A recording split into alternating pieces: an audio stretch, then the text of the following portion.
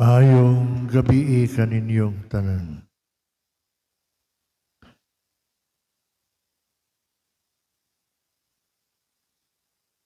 Nagsugod na ta sa pangandam alang sa Pasko sa pagkatao sa atong Ginoo.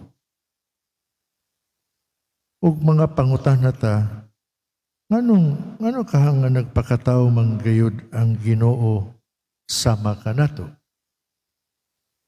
Nganong miyanhi man siya sa kalibutan? Gitudluan ta niya nga gipadala siya sa iyang amahan sa langit. O nganong gipadala man siya?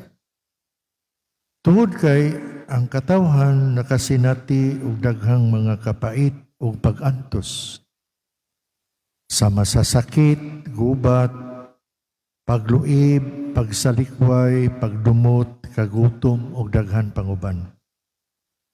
Ug walay usan nato nga makaingon nga wala makasinati niini. Ug sanglit ang atong Ginoo, Dios man sa kaagugma, kaayo, kaluoy, miyanhi siya aron sa pagatiman ug pagtabang kanato.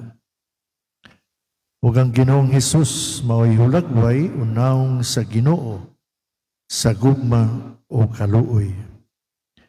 Ug matod pa ni anhing Papa Francisco, mipaila ang Ginoong Hesus sa iyang kaugalingon nga usa ka maayong doktor.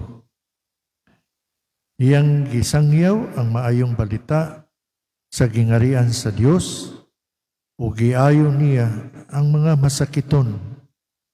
Giluwas niya ang mga tao sa kahadlok, kamatayon ug sa dawtan. Sa Ebanghelyo karon atong makita sa iyang gahom sa pag-ayo sa iyang gugma o kaluoy.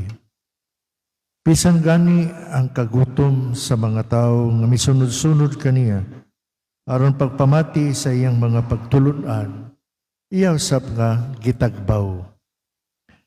Ang iyang pagpakaon sa daghang mga tao nagpaila sa iyang gugma, kaluoy kanato ug sa mga tao kanato ug naghulagway sa iyang pagpambit sa iyang kaugalingon isipan sa kinabuhi diya sa santos nga misa.